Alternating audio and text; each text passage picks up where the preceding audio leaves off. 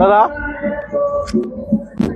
আমি এইটো দেখিলো, এইটো কি বনাইছে এটা আপুনি অলপ কৈ দিব নেকি? এইটো মই এতিয়া বৰ্তমান মিক্সচাৰ পোলাও বনাই আছো আৰু মিক্সচাৰ পোলাও ইয়াতে কি কি দিয়া হৈছে? ইয়াতে চিকেন দিয়া হৈছে আৰু অলপ মছলা আছে কিবা কানি, এইবিলাক বস্তুবিলাক মিলাই পেলাই দিছো আৰু কি নাম কম তোমালোকক বেছি আৰু। আচ্ছা, চাউল কিমান দিয়া হৈছে ইয়াতে? চাউল 8 কেজি দিয়া হৈছে। চাউল 8 কেজি। হয়।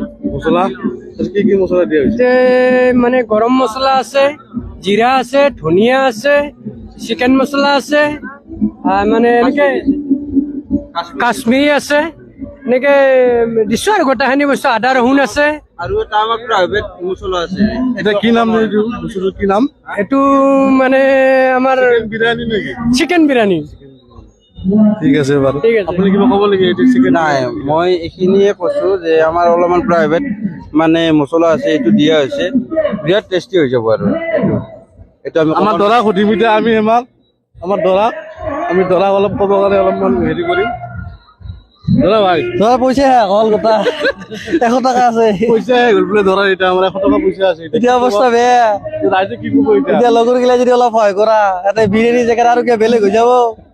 আৰু 2-3টো আছে আৰু মই এতিয়া কাৰিকৰে খং কৰিছি, পইচাটো নাপাম বুলি।